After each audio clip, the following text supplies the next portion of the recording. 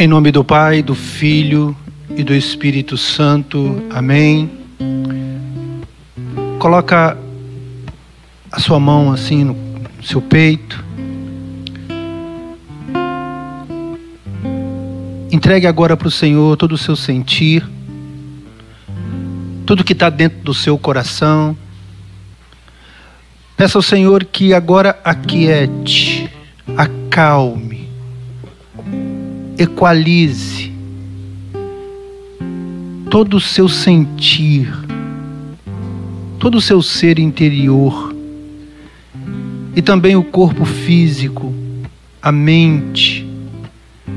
Senhor, toca-me para que este momento seja um momento de profundidade, de mergulho para a minha vida, Senhor. Obrigado. Amém? Boa tarde, você que está nos acompanhando desde a manhã, da parte da manhã, já sabe que nós estamos num retiro de cura para casais.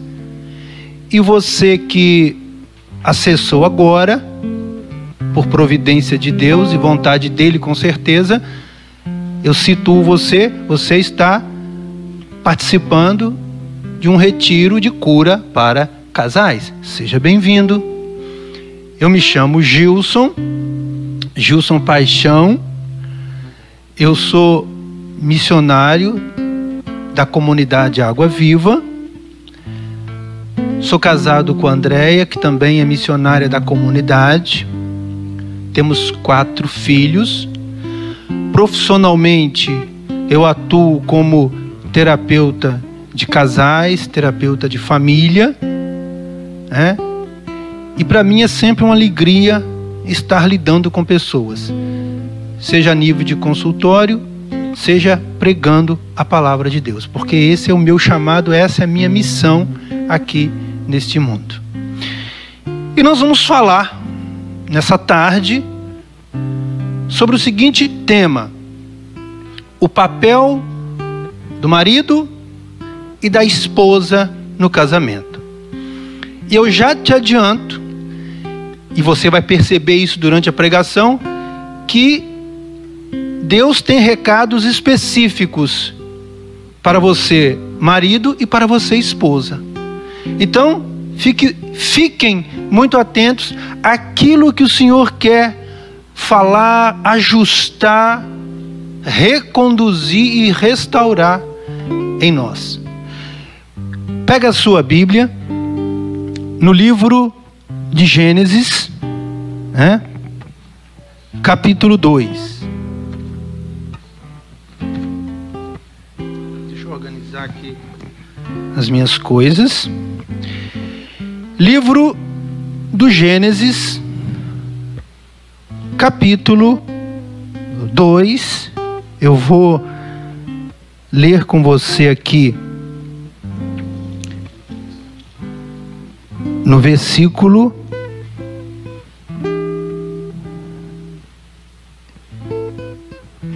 7. Então, Gênesis capítulo 2, versículo 7. Preste atenção no que a palavra de Deus diz para nós agora. Então, Gênesis, lá o primeiro livro da Bíblia, capítulo 2, versículo 7. Diz assim: Então, Yahvé Deus modelou o homem com a argila do solo, insuflou em suas narinas um hálito de vida, e o homem se tornou um ser vivente.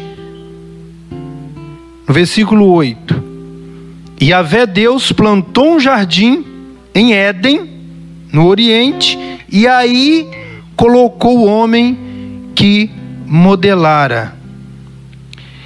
Agora você vai virar a sua página e vai lá no versículo 18. Nós estamos no mesmo capítulo, é só você virar a página aí. Veja o que diz no versículo 18. Yahvé Deus disse: não é bom que o homem esteja só. Vou fazer uma auxiliar que lhe corresponda.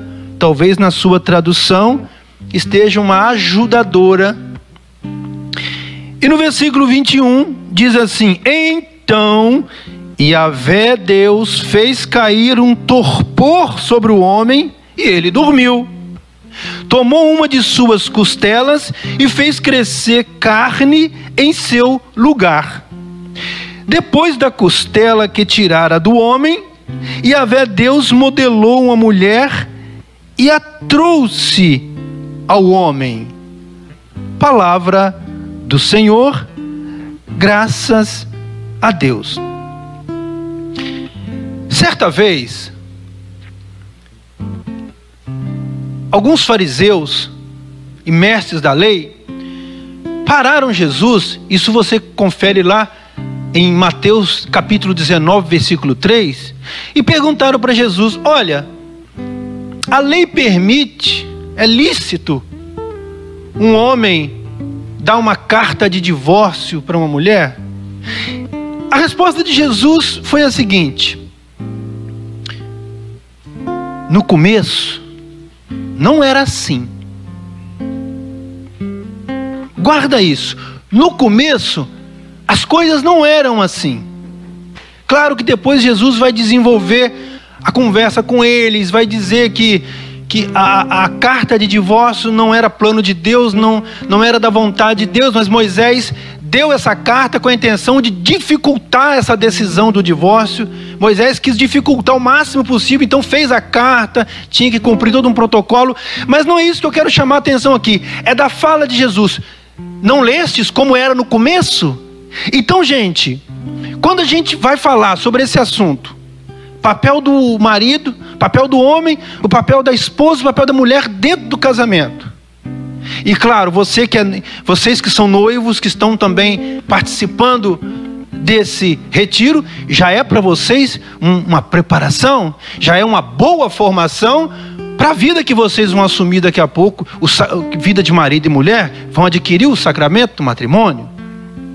Mas quando a gente vai falar sobre isso, nós precisamos voltar lá como Deus fez, como Deus planejou, como Deus pensou. Como era o primeiro homem, como era a primeira mulher, como foi que Deus fez o homem, como Deus fez a mulher, como foram as divisões de papéis e funções estabelecidas por Deus lá no começo. Foi isso que Jesus chamou a atenção. Porque o divórcio, ele não é a causa do problema, ele é consequência, é consequência de um problema que está acontecendo no casamento, com o homem ou com a mulher, ou com os dois ao mesmo tempo. Então Jesus não estava preocupado em explicar sobre o divórcio.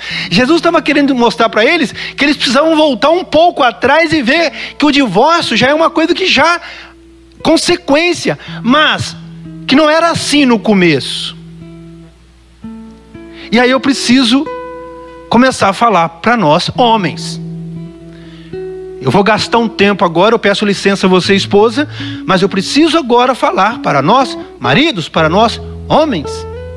Porque infelizmente quando a gente volta lá no início, a gente percebe que os homens mudaram muito de geração em geração, que as mulheres também mudaram muito. Mas vamos ver aqui, lá em 1 Reis, capítulo 2, versículo 3, primeiro livro de Reis, capítulo 2, mostra Davi, o rei Davi, o grande rei Davi, já no final da sua vida, já no seu leito de morte, chamando seu filho Salomão, que o substituiria, que o sucederia no trono para reinar Israel.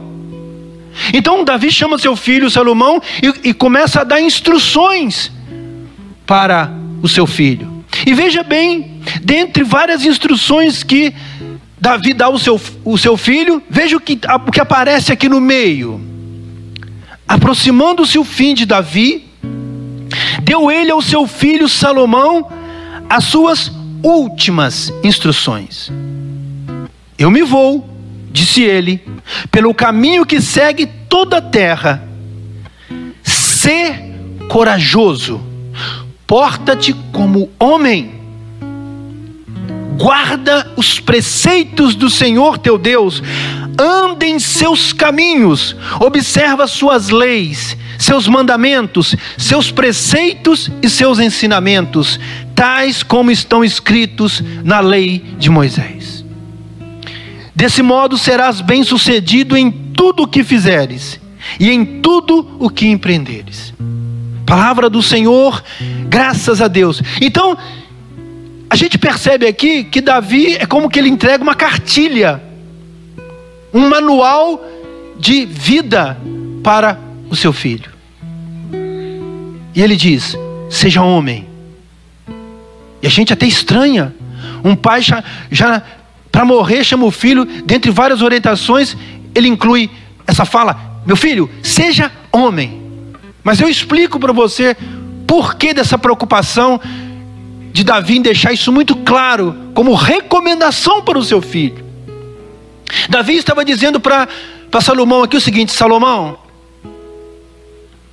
você vai ser esposo, você vai ser pai, você vai ter filhos para cuidar, para criar, você vai ser rei, você vai ser um estadista, você vai ser um profeta,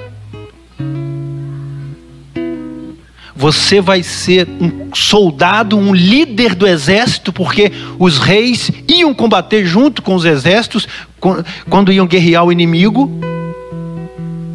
Então Davi foi mostrando para Salomão tudo que ele seria, tudo que ele faria, e que ele só conseguiria cumprir esses propósitos que Deus já estava colocando nas mãos dele ali, através do Pai, se ele fosse homem, se ele fosse aquilo para o qual ele foi criado, ser homem, ser viril,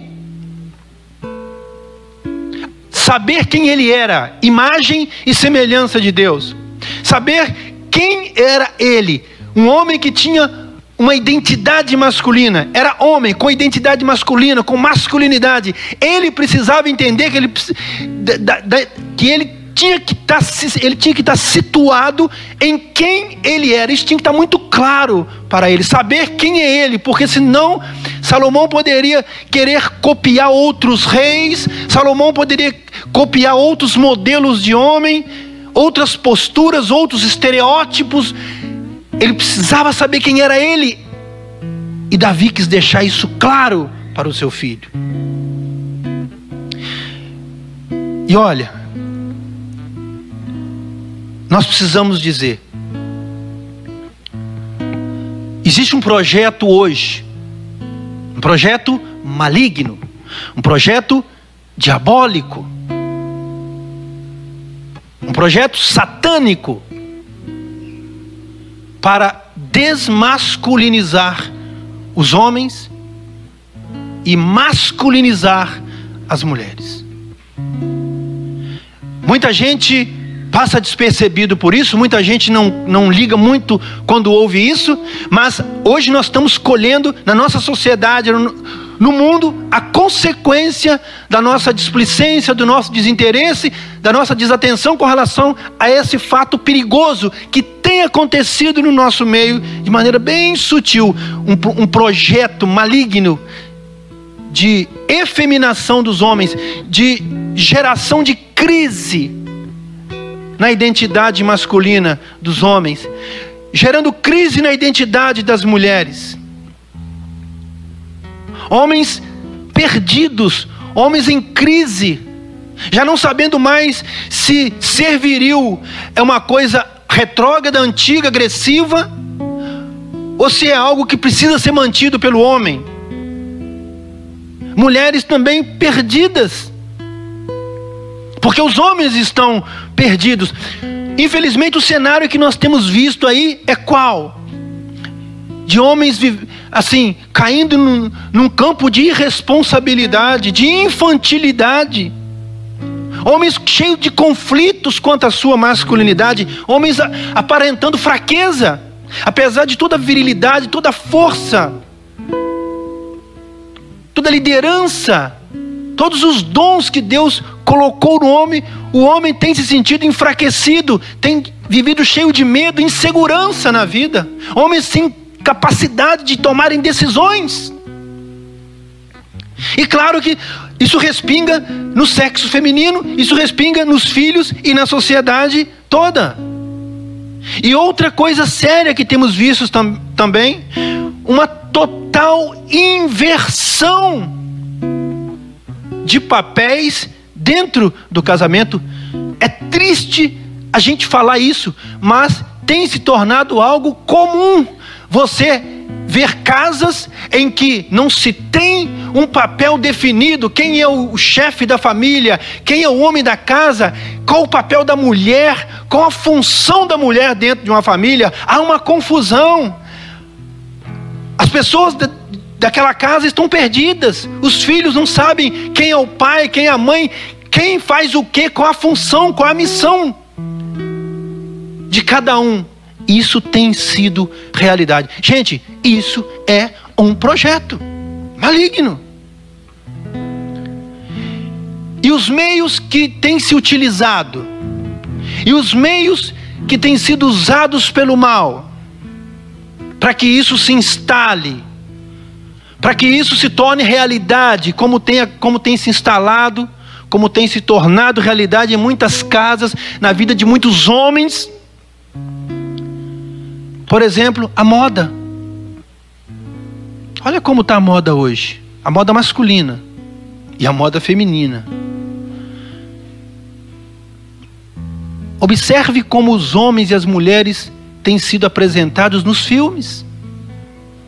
Qual o perfil dos homens nos filmes que têm sido lançados por aí, as séries?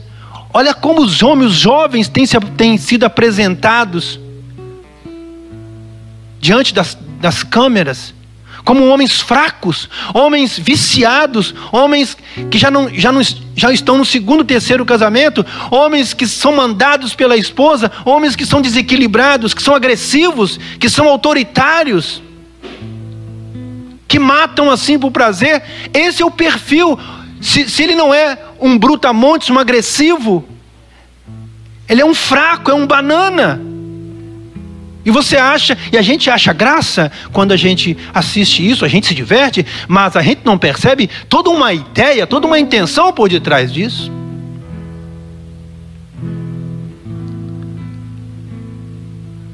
As revistas, os livros que você encontra nas estantes, nas livrarias, é impressionante como que se prega a tal da igualdade de gênero.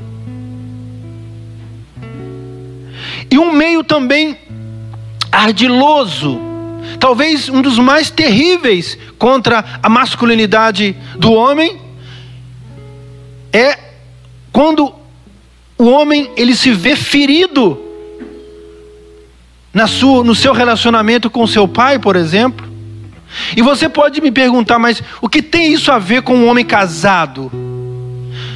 Tem tudo a ver, porque se um homem não é bem resolvido com o seu pai, se ele não teve o pai como uma referência de masculinidade, se ele não teve o pai como uma referência de paternidade, se ele não teve o pai como uma referência de homem, de virilidade, de responsabilidade, de proteção, de provisão, de procriação, ele vai ter problemas sim no casamento dele. Claro que ele vai ter.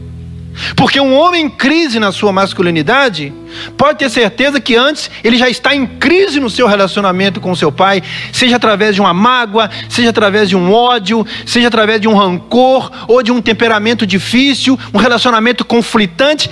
Pode ter certeza, todo homem que se vê em conflito na sua masculinidade, no seu ser homem, todo homem que se vê em conflito em não saber como criar os filhos, como lidar com a sua esposa, homens que ficam perdidos na vida.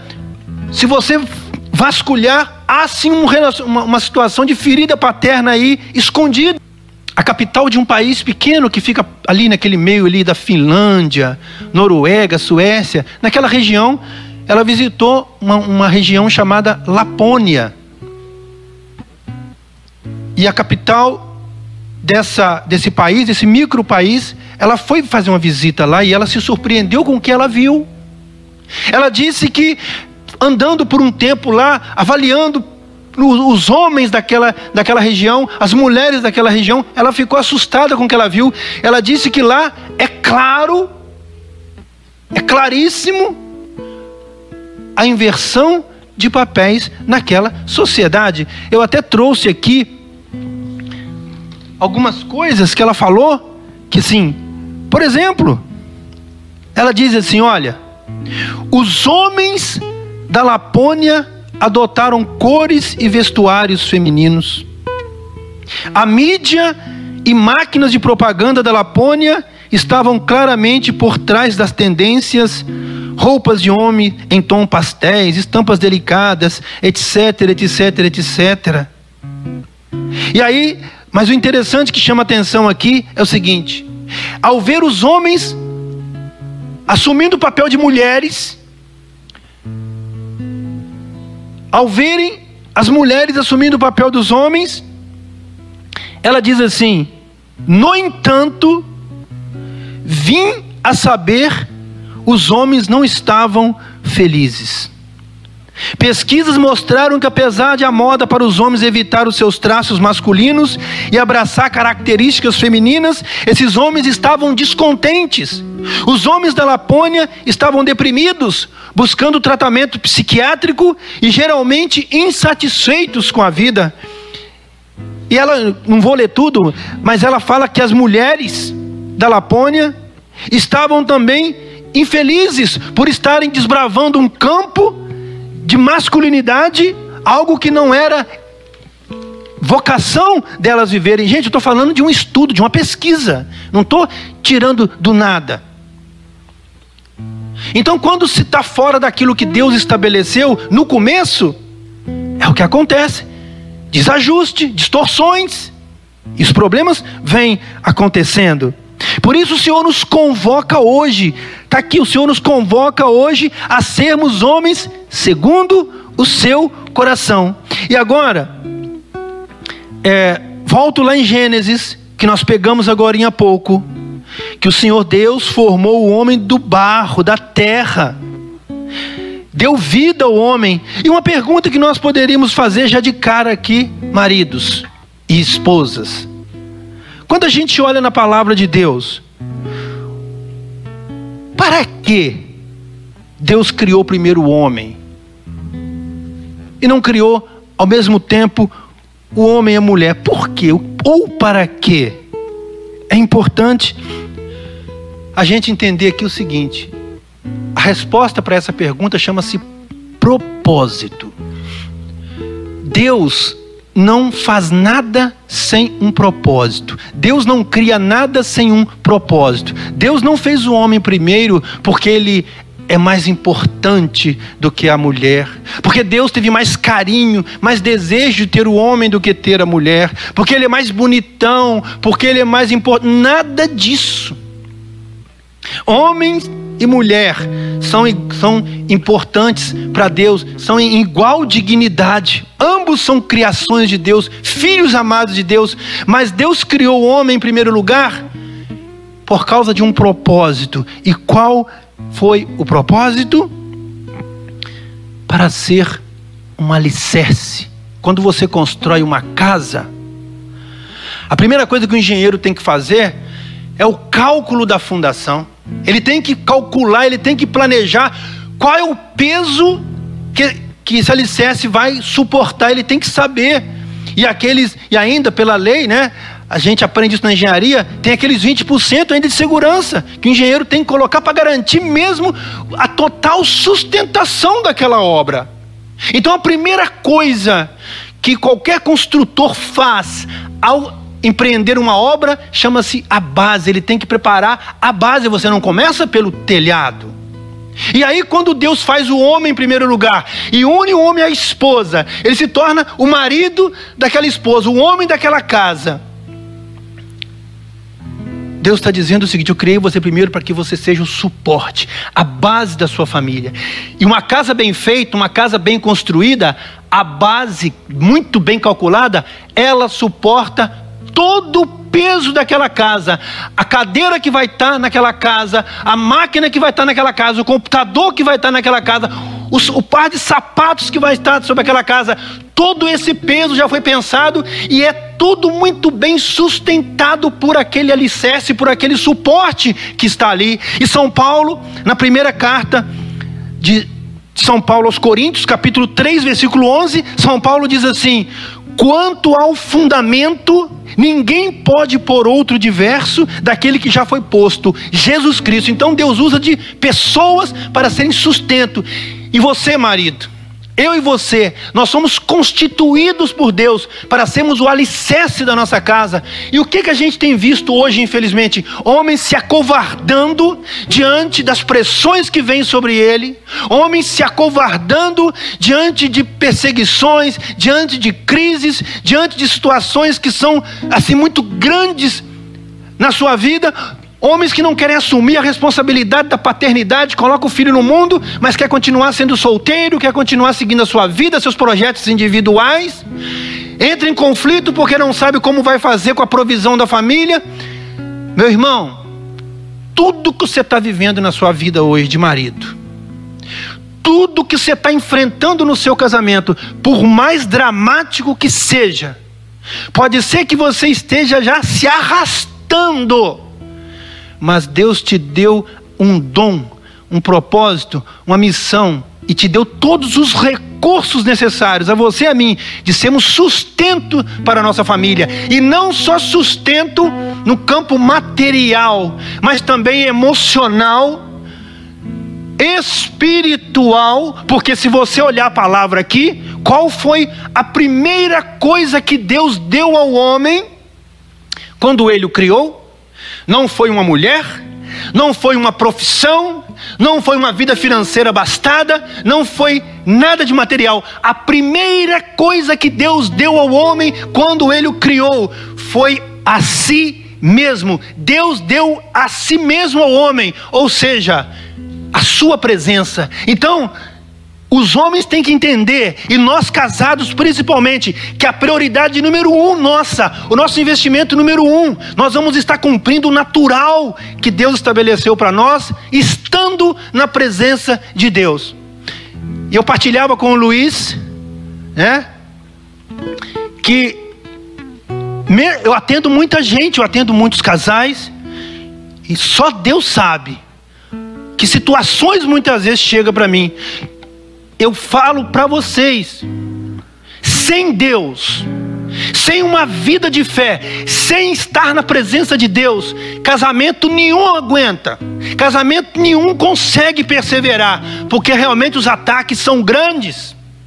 Existem já as realidades particulares de cada um, existe o jeito do homem, existe a cultura do homem, existe a história do homem. André já falou um pouco aqui. Existe a história da mulher, existe os problemas dela, existem os traumas de cada um, existem os conceitos que cada um traz sobre casamento.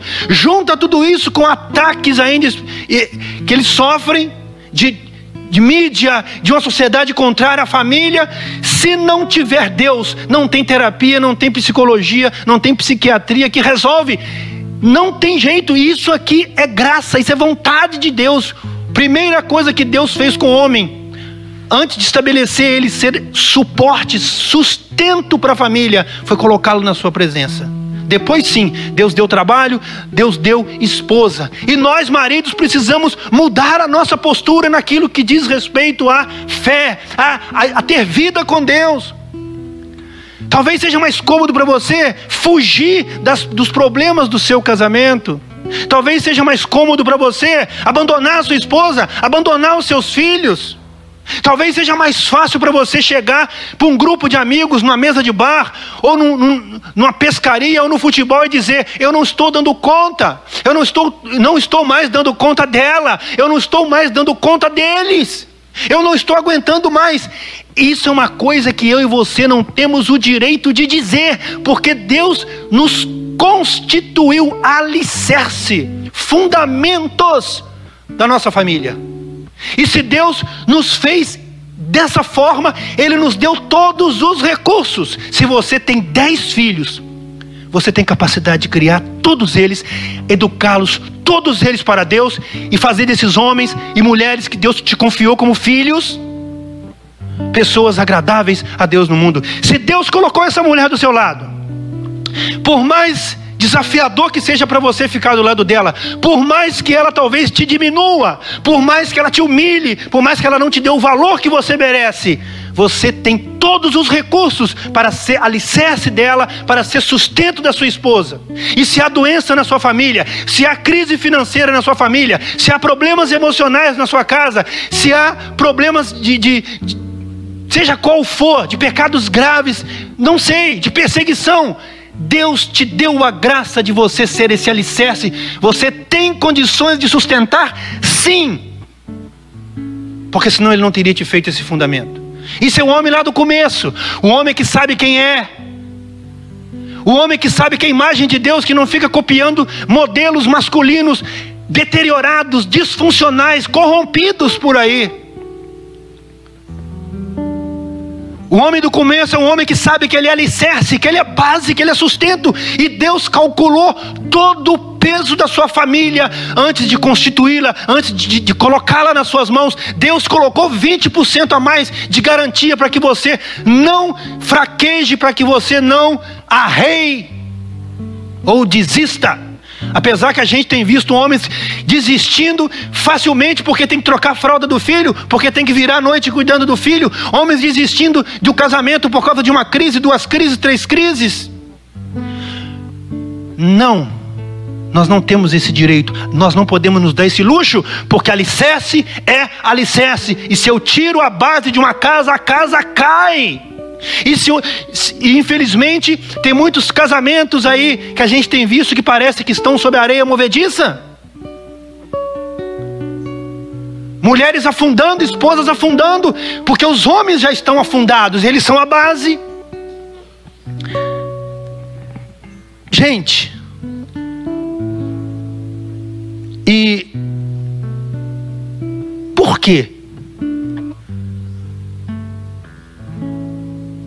O homem tem que ser o sustento da esposa, o suporte da casa. Porque tudo que sai de algo é sustentado por esse algo.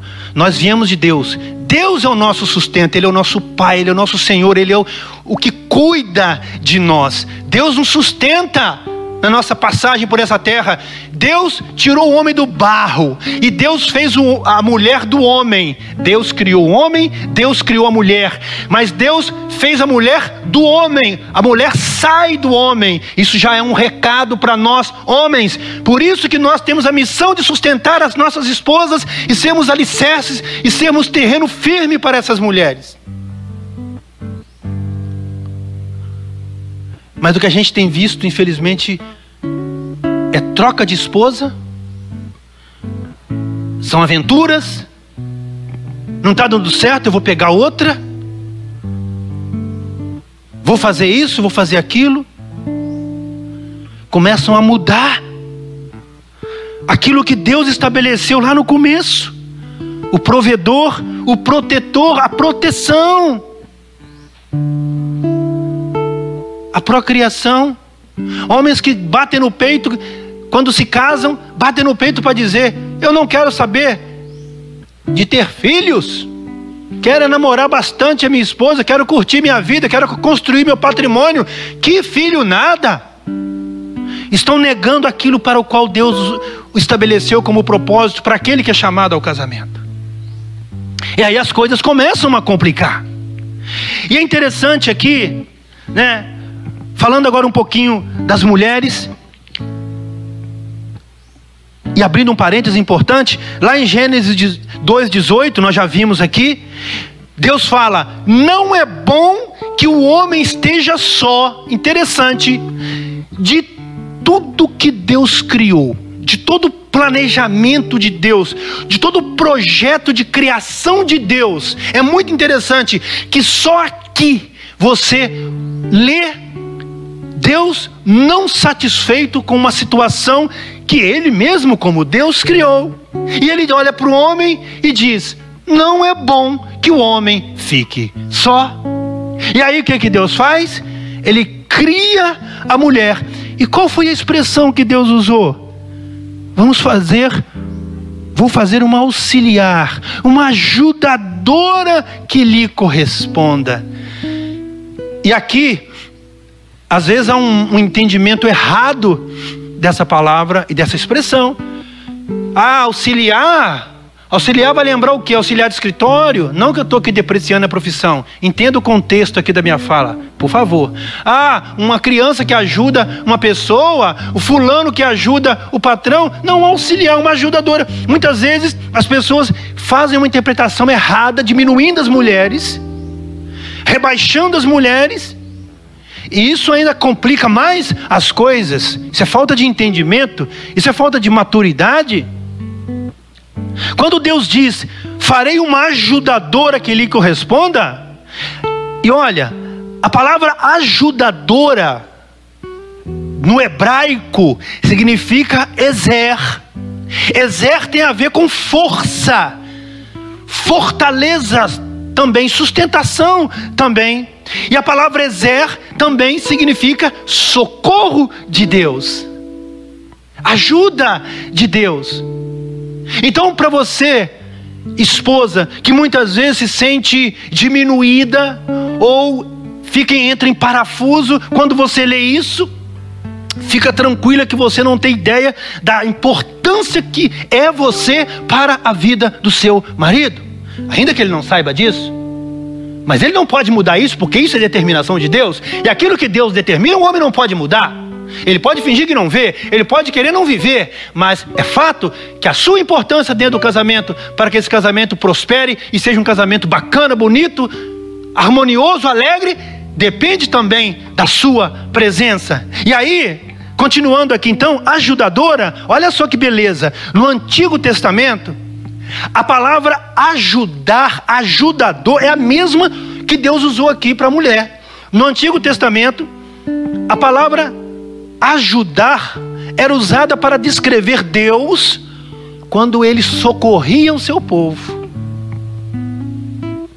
Era a mesma palavra, a mesma origem para descrever Deus socorrendo, intervindo, reconduzindo o seu povo. E lá no Salmo 118, versículo 7, talvez em outra tradução é o 117, 7. Olha só o que diz: o Senhor está comigo entre os que me ajudam. Olha só, o Senhor está comigo entre os que me ajudam. Por isso, verei cumprido o meu desejo nos que me odeiam. Então, gente, quando Deus coloca a mulher do lado de Adão, quando ele põe Eva do lado de Adão, a ajudadora que Deus deu a Adão era uma extensão da ajuda do próprio Deus para o homem. Tanto que a palavra diz que Deus entrega a mulher para Adão. Adão, está aqui a minha ajuda. Através dela, você vai entender que você está tendo diretamente a minha ajuda. Então, gente, ajudadora. E outra coisa linda aqui, nós acabamos de ler aqui no versículo 18: não é bom que o homem esteja só. Quando Deus cria a mulher e a coloca ao lado do homem, duas coisas importantes. Você, esposa, você precisa ouvir isso. Primeiro, a sua criação torna aquilo que não é bom em algo muito bom. Porque Deus, quando cria o homem e a mulher, a palavra diz: e Deus viu que tudo era muito bom. Então, você, mulher, ao você entrar na existência, a partir do momento que você é criada, você transforma esse versículo de não é bom para muito bom. E é o ponto mais alto. A mulher foi a última criação de Deus. O homem foi o primeiro, a mulher foi a última. Ponto mais alto, o ápice da finalização por Deus na história da criação, termina com a mulher.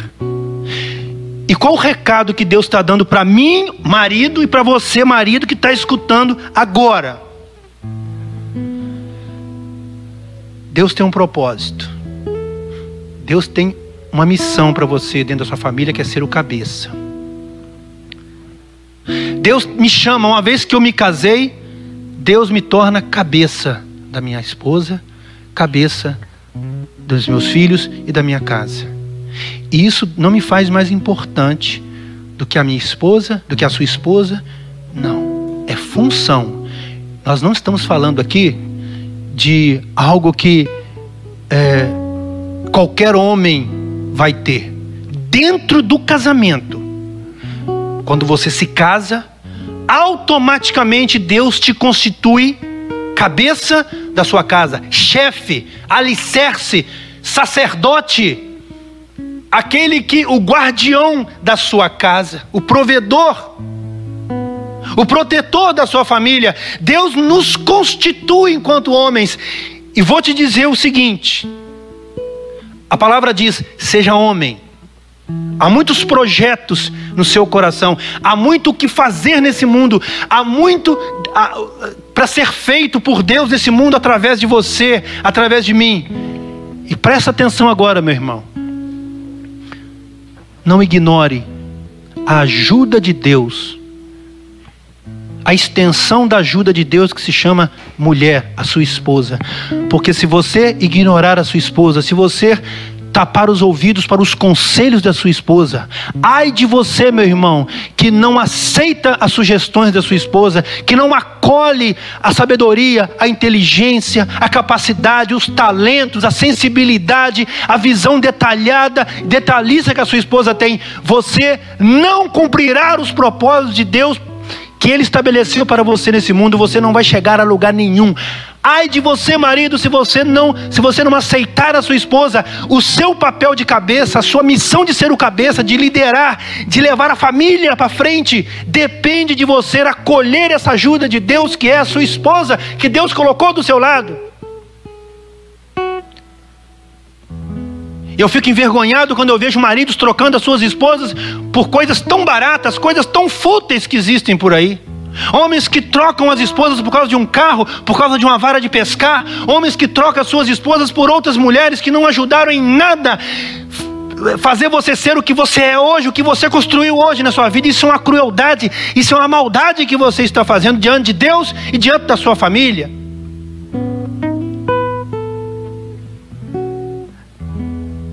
E a palavra cabeça,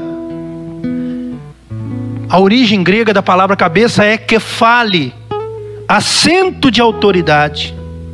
O homem, então, ele é o cabeça, ele é o kefale, aquele que tem um assento de autoridade. Repito, nós estamos falando aqui de função. Quando Deus constitui a mulher ajudadora, a ezer, o socorro de Deus para o homem, Deus também não está fazendo a mulher mais inteligente, mais forte, mais poderosa do que o homem.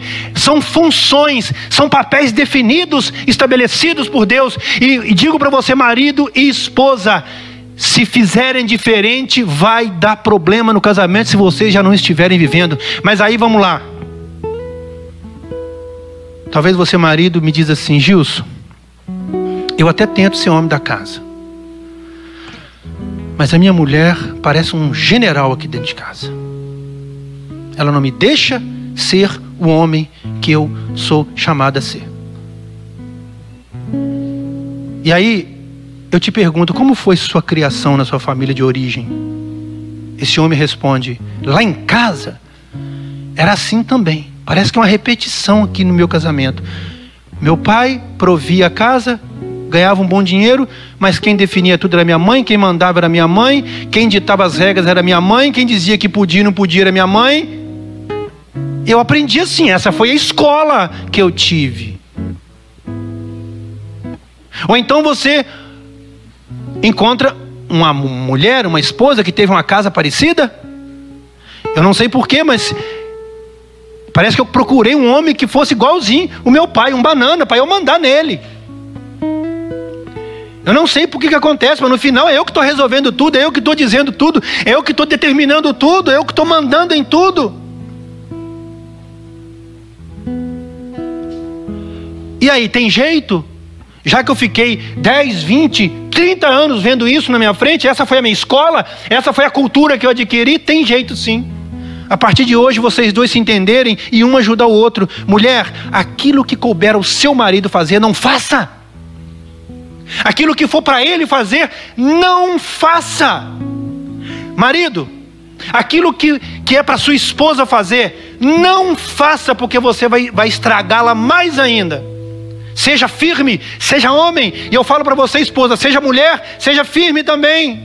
Aquilo que é para ele fazer, não faça. Doa o que doer, talvez vai sangrar, talvez vai doer muito, mas vocês precisam ajustar os ponteiros, e isso vai ser mudança de comportamento, mudança de postura e de atitude a partir daqui. Mas se você fica com dó dele e faz, se você fica com dó dela e faz, meus pêsames, meus sentimentos, não vai mudar nada. Porque aqui está claro. E é interessante que quando... E aí nós vamos colocar uma outra situação. O homem ele é o cabeça, ele assume o papel dele de chefe da família, ele assume o lugar dele na criação dos filhos, na condução, no sustento da família. E aí o homem tem uma visão. Você sabe que isso é explicado cientificamente, que o homem, ele tem uma maneira de enxergar as coisas, as situações, de planejar, totalmente diferente da mulher. O homem tem uma visão retilínea. O homem, ele enxerga longe. E isso vem desde o tempo do homem de Neandertal, aquele homem das cavernas. E como que funcionava lá?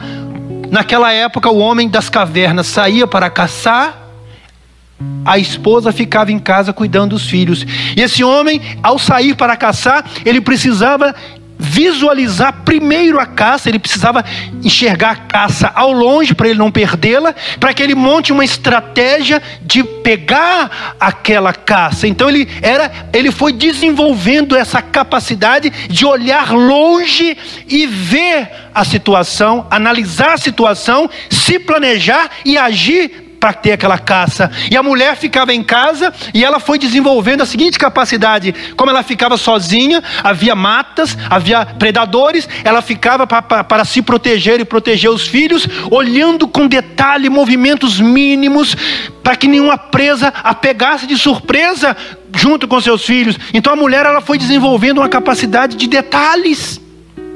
A mulher tem uma visão, como se diz, zigue-zague. Ela vê coisas que o homem não percebe. O homem ele é visionário, ele enxerga lá na frente. E aí, se esse homem dentro de um casamento, ele toma o lugar dele, ele toma a atitude de ser um homem de visão. Aí vem uma mulher treinada a ser mandona, a querer ser autoritária, a querer que a vontade dela se faça, que o querer dela seja imposto em casa, e o homem traz para ela uma visão. Meu bem, eu tenho esse projeto, eu estou com essa ideia. Ela vem, qual o papel dela? Ser ajudadora, ser o coração, ajudá-lo a ver talvez coisas que ele não está percebendo. Mas se ela sai do seu papel e quer ser também cabeça da casa e diz: não, a minha visão é essa, a minha visão é diferente da sua, eu estou vendo assim, mas eu não está batendo com o que você está vendo. Duas visões, soma aí, visão mais visão, você vai botar na frente 2, de visão. Se você tem visão mais visão, você vai ter divisão. E de divisão vem divórcio. Divórcio. A palavra divórcio, a origem da palavra é apostatar. Dentre outros significados, um dos significados de divórcio é apostatar, abandonar. As pessoas apostatam da fé, abandonam a fé. Então, duas visões vai dar divisão. Agora, vamos para o outro lado. O homem é um banana, passivo. A casa está afundando, a areia movediça. Essa mulher vem para tentar ajudar a salvar esse barco, esse circo que está pegando fogo. E ela é ajudadora. Veja bem, quando a gente lê na Bíblia, Deus mandará o Espírito Santo. Lá em João, Jesus fala: o ajudador, virá, o Paráclito virá, o Consolador virá. O ajudador é aquele que vem para ajudar. Por exemplo, eu poderia estar rezando aqui e pedir assim: Espírito Santo, faça essa palestra para mim, e eu cruzar os meus 2 bracinhos aqui, e o Espírito Santo vai pregar tudo. Quem disse que é assim que funciona? Eu clamo o Espírito Santo, não é para ele simplesmente chegar aqui e fazer tudo para mim, para ele me ajudar. O Espírito Santo vem, me unge, me conduz, mas aquilo que é para eu fazer, ele não vai fazer. Então, a mulher, o Espírito Santo é o ajudador. A mulher é também uma ajudadora. Aí ela chega para o marido dela com sua inteligência, ela chega com sua intuição, com a sua sabedoria, com sua sensibilidade, com sua unção, com seu poder, com sua autoridade, com sua beleza. Ela chega para o marido pronta para ajudar, com todos os recursos para ajudar o marido. Qual é a sua visão, meu bem? Qual o seu projeto de vida? Qual o seu plano de vida? O que você enxerga lá na frente? Eu quero te ajudar. Aí esse marido diz para ela, vira para ela e diz assim: eu não sei o que eu quero para minha vida. Essa mulher vai se frustrar, porque ela não vai poder exercer o papel dela como ajudadora, podendo ajudar o marido, porque ele não está exercendo o papel dele de liderar, de ser um homem de visão, de planejamento, de projeto. Como que ela vai ajudar se ele não tem nada para ser ajudado nele? Você está percebendo que quando um não exerce o papel, o outro também se enrola todo? E por último, deixa eu dizer uma coisa aqui.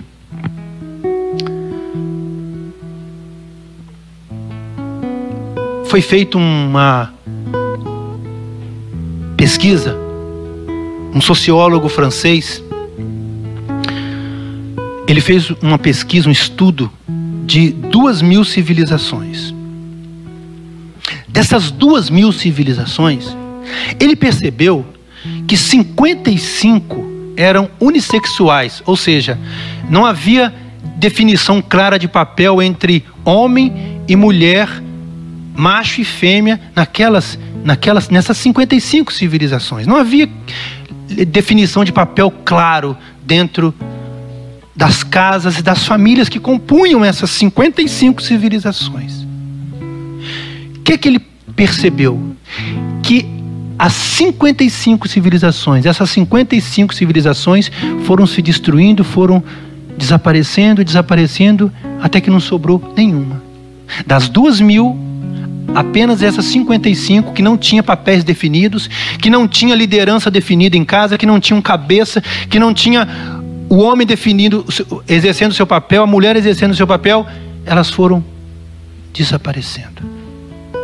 E se você tiver dúvida com relação a essa função, presta atenção, essa função que Deus deu ao marido de ser o cabeça,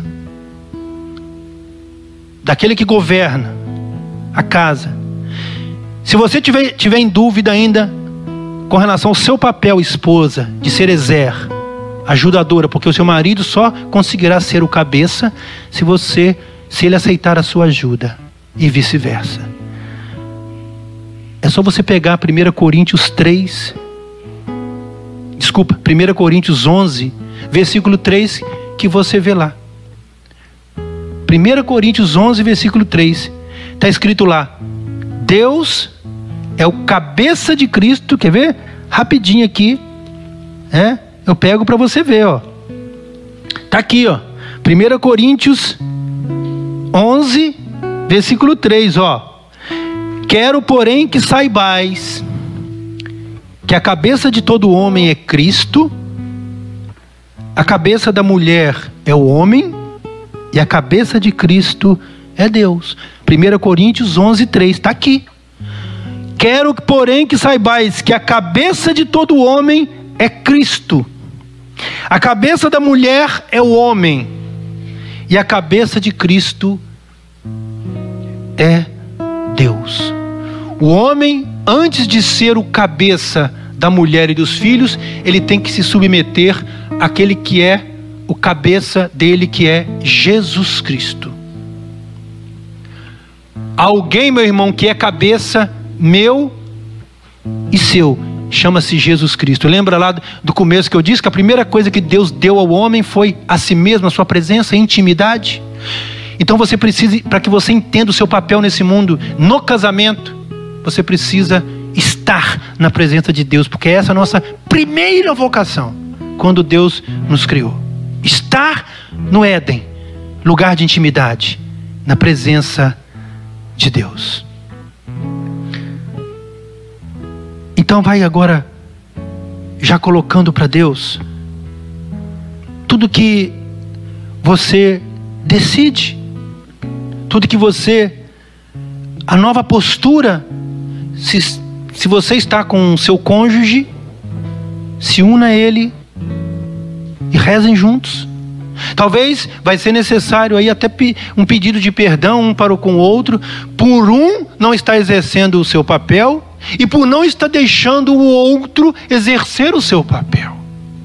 Talvez há necessidade agora de um ato, um gesto de humildade, de pedir perdão por um estar atrapalhando o outro a ser aquilo que Deus o chama a ser, a função que Deus confiou a cada um. E talvez aí está a resposta para tantos problemas, para tantos conflitos que existem hoje na sua casa, no seu casamento e até na vida dos seus filhos, porque quando os filhos crescem numa casa em que não se tem papéis definidos entre marido e mulher, em que é uma confusão só, ninguém sabe o que é, ninguém sabe a função de cada um, esses meninos sofrem, esses meninos entram em crise, eles entram em conflito também, porque eles não têm referência. Não existe referência tão forte, tão poderosa, tão sólida, que é a referência do pai e da mãe na vida de um filho. Não tem avô, não tem vó, não tem professor, não tem tio, não tem ninguém que substitui uma referência tão forte, tão completa do que a do pai e da mãe. E se esses meninos crescem numa casa em que eles não sabem quem é o pai deles, ou quem é a mãe deles, ou o que é o pai deles, ou o que é a mãe deles, eles vão entrar em parafuso, e isso vai dar como consequência problemas emocionais, problemas espirituais, conflitos de masculinidade, conflitos de feminilidade. Esses meninos vão ficar batendo cabeça e correm o risco de não terem um futuro. Então, muitos desajustes que a gente vê nas famílias, aí está a raiz, a principal raiz de muitos conflitos, desajustes e confusão nas famílias. Falta de definição, falta de entendimento, falta de clareza, falta de execução da função de homem, de mulher, dada por Deus. Papéis bem definidos. Então vai falando. Senhor, vem agora sobre nosso casamento, vem sobre nós, diante daquilo que o Senhor estabeleceu para minha casa, diante daquilo que o Senhor estabeleceu para mim enquanto esposo, enquanto esposa, enquanto homem, enquanto mulher. Sim, Senhor, eu hoje, junto com o meu cônjuge, junto com a minha esposa, junto com o meu marido, eu tomo uma postura nova. A gente está se ajeitando aqui, Senhor. A gente está tomando uma decisão hoje aqui, de organizarmos a nossa casa, de organizarmos a nossa vida, o nosso casamento, de ajustar aquilo que está desajustado, arestar aquilo que está precisando ser arestado. Talvez, meu irmão, você vai ter que sair desse lugar, e dói. Talvez você vai ter que sair, se arrancar deste lugar que você se colocou. Esse lugar não é seu, é da sua esposa. Sai daí. Esposa, talvez você vai ter que fazer um gesto de violência e sair deste lugar que não é seu. Saia daí, que o lugar é dele. E vocês verão que as coisas vão tomar rumos diferentes na vida de vocês. Vamos cantar. Vamos pedir o Ministério de Música que nos ajude cantando, para que ainda a gente possa mergulhar mais ainda na nossa oração. Vamos cantar. Que marido e mulher tenham força de amar sem medida. Que ninguém Se você conhece, cante. sem pedir ou sem dar seu perdão. Que as crianças aprendam. Que as crianças aprendam no colo o sentido da vida. Que a família celebre a partilha. Que a família celebre a partilha do abraço e do pão.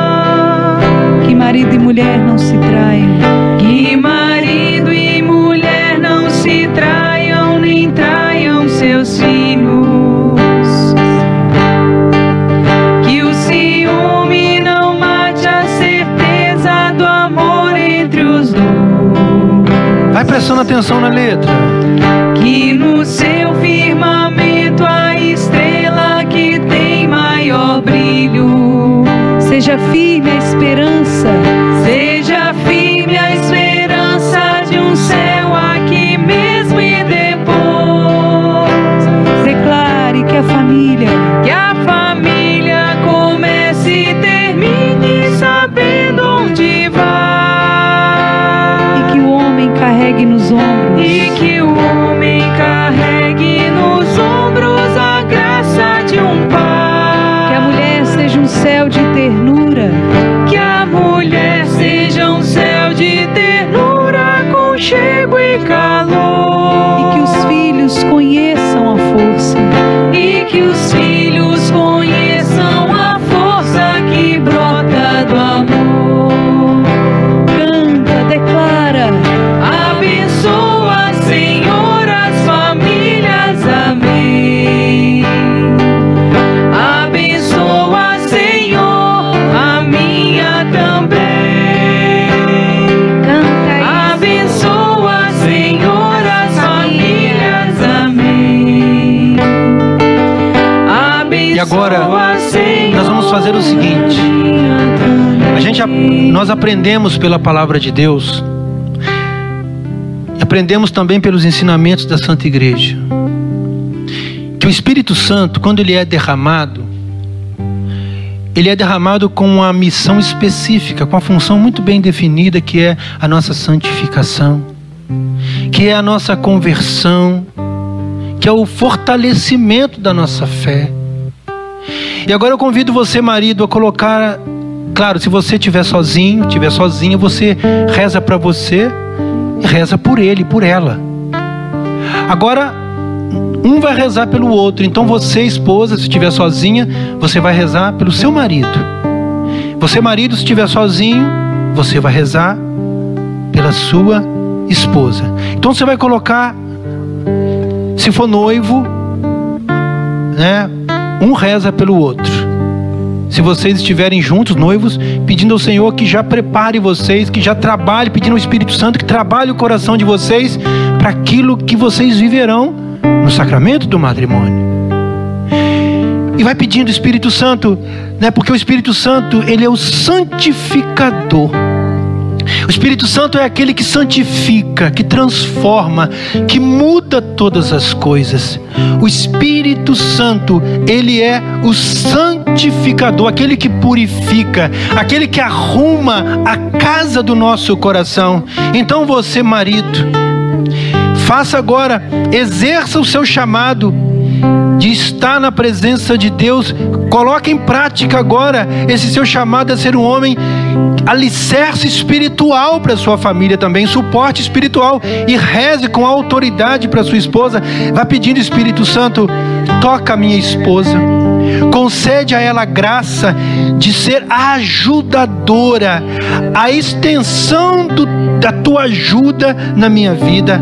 Ela é a minha ajudadora, aquela que o Senhor colocou do meu lado, é a extensão do teu socorro, da tua ajuda para a minha vida. Por isso, Senhor, ajude a minha esposa diante da história dela, Senhor. Talvez ela traz muitos conceitos, talvez ela traz um entendimento equivocado daquilo que ela é chamada a viver no casamento. Por isso, vem, Espírito Santo, porque quem convence é o Senhor. Quem convence, Espírito Santo, é o Senhor. Não serão minhas palavras, não serão as palavras que foram faladas, pregadas nessa palestra, não, mas é o Senhor que convence, é o Senhor que muda todas as coisas. E agora eu me faço canal da tua graça, Espírito Santo, para que a minha esposa experimente a graça do derramamento do Espírito Santo e que seu coração vá sendo ajustado, vá sendo trabalhado, lavado, curado, restaurado, e que o Senhor Espírito Santo vá esclarecendo, dando entendimento à minha esposa de qual é o papel dela enquanto esposa, enquanto mulher, enquanto mãe, que enquanto ajudadora, que o Senhor possa ir mostrando, dando entendimento, dando ciência para ela. Eu te peço, Espírito Santo, e vai orando, vai orando. Vem, Espírito Santo. E da mesma forma você, esposa, com a tua mão sobre a cabeça do teu esposo, vai pedindo mesmo ao Senhor: vem, Espírito Santo, sobre o meu esposo. Tudo aquilo que ele já viveu, tudo aquilo que passa na mente, no coração dele, Senhor, diante de tudo aquilo que foi falado, eu clamo agora como esposa, para que ele possa assumir o seu papel, assumir o teu lugar de sustento, de cabeça da nossa casa, Senhor. Tu sabes tudo, por isso vem, Espírito Santo. Vai, minha irmã, vai rezando, vai clamando. O Senhor quer fazer obras novas, entendimentos novos nos nossos esposos. Por isso, Senhor, vem com o teu Espírito e convence. Vem com o teu Espírito e purifica e transforma todo o pensamento, até mesmo que está longe. Eu sinto mesmo uma esposa que agora reza pelo esposo e ele está com o pensamento longe da família. É como se ele já estivesse querendo, como se ele não já estivesse em casa. Eu peço, Espírito Santo, por esse esposo, por essa esposa. Vai clamando, você que está nessa situação. Vai pedindo: vem, Espírito Santo, fortalece esse homem. E alabahari andaralabari andaralá. É o teu Espírito, Senhor. É o teu Espírito que convence, é o teu Espírito que transforma. Sinto também uma esposa que precisa pedir perdão para o seu esposo. Você reconhece que você não deixou espaço para o teu esposo ser aquilo que ele é chamado a ser. Você veio de uma família matriarca, uma família onde a mulher, matriarcal, onde a mulher é muito forte na tua história familiar, e você não conseguia deixar o seu esposo ser o chefe da casa. Assim como eu fiz, eu precisei fazer esse papel, esse pedido de perdão para o Gilson. Faça você também. Como as coisas foram mudando na nossa casa a partir do momento em que eu entendi que eu precisava deixar ele ser o que ele era chamado a ser, e eu também me colocar no meu lugar. Então clama ao Senhor agora. E também o contrário deve ser feito, no sentido assim de que o marido peça perdão à esposa por ter ocupado esse lugar de passividade. Peça perdão você que se viu omisso na sua missão, no seu chamado, na função que Deus te deu dentro do seu casamento, dentro da sua casa. Da mesma forma que a Andréia conduziu para que marido e mulher, peçam perdão por terem um querido assumir o lugar do outro, mas também pedir perdão pela omissão de não ter se colocado no lugar onde deveria, abrindo lacunas, abrindo brechas na família. Vem, Espírito Santo, reaviva, Senhor, o teu Espírito que convence, o teu Espírito que converte. Nós e você, e antes até um pouquinho, e você que rezou pelo outro, que se você estiver sozinho, sozinha, reze sobre você também agora. Nós vamos cantar pedindo o Espírito Santo. Você que está sozinho, sozinha, que rezou pelo cônjuge, peça para você agora, e a gente vai cantar. Você já aproveita e peça esse Espírito Santo. E vocês que estão juntos, peçam juntos o Espírito Santo. E vai rezando, aproveitando esse momento de derramamento do Espírito Santo sobre nós. Cantemos. Vem, Espírito Santo, vem, Espírito Santo. Vem, Espírito Santo, com teu poder, toca meu ser, fluir em mim. Vem, Espírito, clame isso. Vem, Espírito Santo.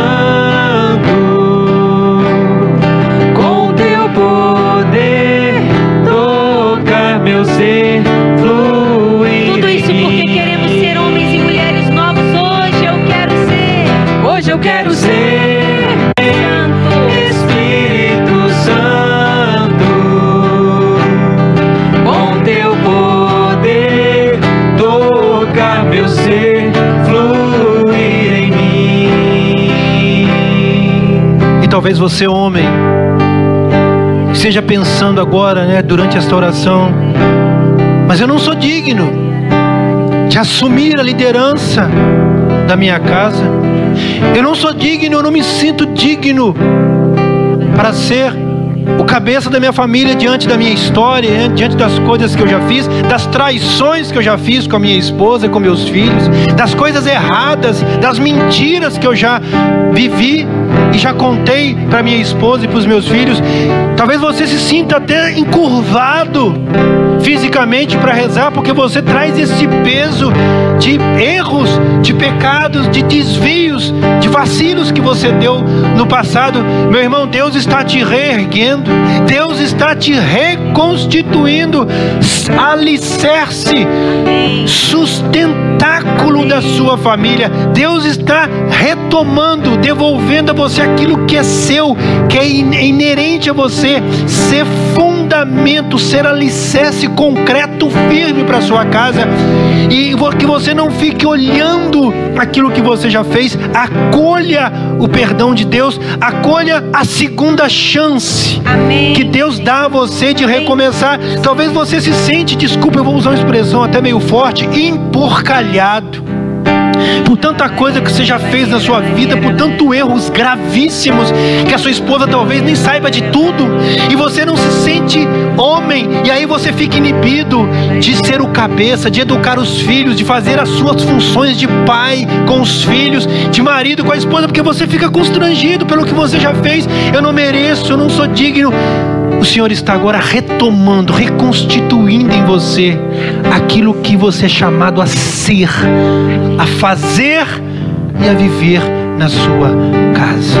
Para terminar, então, vamos cantar. Hoje eu posso ser. Hoje eu posso ser um novo homem pelo teu poder renascer. Hoje eu posso e eu quero e Hoje eu eu vou. posso ser um novo homem pelo teu poder renascer. Hoje eu posso ser um novo homem pelo teu poder renascer. Hoje eu posso ser Bendito seja, um novo Senhor. homem pelo Glórias teu a poder ti. renascer. Nós te bendizemos. Agradece a Deus. Agradece Obrigado, ao Senhor. Senhor. Bendito seja. Muito obrigado. seja. Glórias a ti. E uma última coisa que Deus colocou no meu coração aqui é um recado para algumas esposas. Se seu marido estiver já caído por uma vida errada que ele adentrou e optou viver, Deus fala para algumas mulheres aqui: não acabe chutando, como diz aquela expressão, chutar cachorro morto. Não acabe de chutar o seu marido que já está derrubado, já está destruído no chão. Você não é destruidora, você é ajudadora. Então, levanta esse homem em nome de Jesus. É recado de Deus para algumas mulheres, porque mulheres que ficam dizendo: você não tem moral para mandar nessa casa, você não tem moral para educar nossos filhos. O Senhor te chama a ter um discurso diferente. Levanta, meu bem, levanta e vamos recomeçar. Não chute aquele que já está caído, minha irmã. Você não é, repito, destruidora. Deus te constituiu ajudadora. Amém? Seja amém. Amém. Glória ao Pai, ao Filho e ao Espírito Santo. Como era no princípio, agora e sempre. Amém. Eu gostaria de chamar a doutora Kátia Regina. Kátia, seja bem-vinda. Obrigada. Boa tarde. Te dou a palavra aí primeiro. Obrigada. Boa tarde. É uma alegria, né, gente, poder estar aqui nesse retiro de casais. E nós queremos, na verdade, apresentar para eles, né, um projeto que nós temos hoje na comunidade. O nome do nosso projeto é Terapia de Regulação Emocional. E você sabia que o Brasil, ele é considerado pela Organização Mundial da Saúde o país mais ansioso do mundo? Você pensa o tanto de países que tem no mundo e nós estamos no topo dessa lista. E é também considerada, né, uma epidemia. A ansiedade é uma doença considerada epidemia dentro do Brasil, né? A Organização Mundial da Saúde traz Exatamente, traz esses índices para nós, e nesse tempo de pandemia isso aumentou consideravelmente, né? Então, mediante isso, Deus nos deu uma inspiração, né? Que é trabalhar... Qual foi a inspiração? Isso, a inspiração é trabalhar com as pessoas à distância, né? Infelizmente tem que ser online agora, online, né? Apesar da gente amar ter contato sim, com as pessoas, mas é o trabalhar com regulação emocional. Porque o que acontece? Quando você tem uma ansiedade, um toque, e na verdade não é só ansiedade, né? Porque a ansiedade ela vem descendo na depressão, é o toque, o estresse e todas essas questões emocionais aí, é porque certamente a sua emoção ela não está conseguindo fazer de forma que você equilibre para que você dê uma resposta sadia. Então o seu corpo está buscando se equilibrar e de uma forma disfuncional. E busca uma regulação desadaptativa sem estar percebendo, né? Vai buscar refúgio em uma situação que vai piorar mais ainda. Exatamente o que acontece. Pessoa, né? A gente vai buscando e a gente começa a viver uma vida sem equilíbrio e vai vivendo. E é interessante porque a ansiedade, as pessoas dizem, mas todo mundo é ansioso, né? Então eu posso ser ansioso. Essa é a desculpa, o brasileiro usa muito essa desculpa, mas isso gera um sofrimento. E baseado nisso, nesse sofrimento que Deus nos mostrou, ele falou, faz um processo com esse povo a terapia de regulação emocional. Então é um processo de 10 sessões que você vai entrar em contato. Se você desejar, tem aí na tela o telefone, você vai entrar em contato com a Dilma. E aí você vai marcar, ou eu ou o Gilson. Eu sou psicóloga, né, sou consagrada da comunidade Água Viva, moro aqui da comunidade interna, e o Gilson é terapeuta. Você se apresentou já, né? Já, no retiro? Já me apresentei. Então, já conhece o Gilson. E a gente faz esse processo dessas 10 semanas trabalhando com ferramentas, com técnicas para te ajudar a fazer essa regulação emocional. Tudo voltando só para isso, né, Kátia? Ajuste emocional, né? E pode ser solteiro. Pode ser solteiro. Fazemos com casal também, né? Uhum. Então, independente aí do estado da pessoa, seja casado, solteiro, a gente faz o acompanhamento. Exato. Homens, mulheres, sim, adolescentes, adultos, idosos, para todos. Sim. A gente faz. E nesse tempo de pandemia tem sido, as pessoas que eu já comecei a atender, disseram que já têm conseguido respirar melhor com as coisas que estão vivendo. Eu digo mesmo também dos que eu estou atendendo. Exatamente. E aí vai ser um prazer poder estar com vocês dentro desse processo. Então faço esse convite a você que deseja. Entre em contato com a Dilma, ela tem todas as informações e vai te ajudar. Eu tenho certeza que vai te ajudar muito nesse processo. É interessante também, Kátia, que claro que o presencial, claro que ele tem o seu valor. Mas não é o fato de você atender alguém online que vai diminuir também a qualidade. Porque a pessoa entrando de cabeça no processo, vive plenamente também aquilo que precisa ser vivido dentro de um processo terapêutico, mesmo que seja online, né? Exatamente, não perde o valor, e a gente vai trocando essa informação com vocês, né? Manda o exercício que você precisa fazer, você faz, manda a gente... E na verdade é um processo, Gilson, de autoconhecimento. Sim. Então você vai se conhecer para aprender a lidar consigo mesmo. Sim. O grande problema é a tal da inteligência emocional, quando a gente não tem, que você vai fazer um concurso público, fica nervoso, estudou e não passa. Porque não teve uma inteligência emocional, não soube lidar com essa situação. Então, é para trabalhar essas questões e muito mais, né? Porque eu acho que faz muito mais. Com certeza. Então, fica esse convite para vocês, tanto eu ou o Gilson, você vai ligar para dona Dilma para fazer, pode marcar. Vai ser com prazer, qualquer um de né, nós. Kátia? Um prazer imenso estar conosco. Tá bom? Tá aí o número da dona Dilma, liga para nós. Deus abençoe vocês.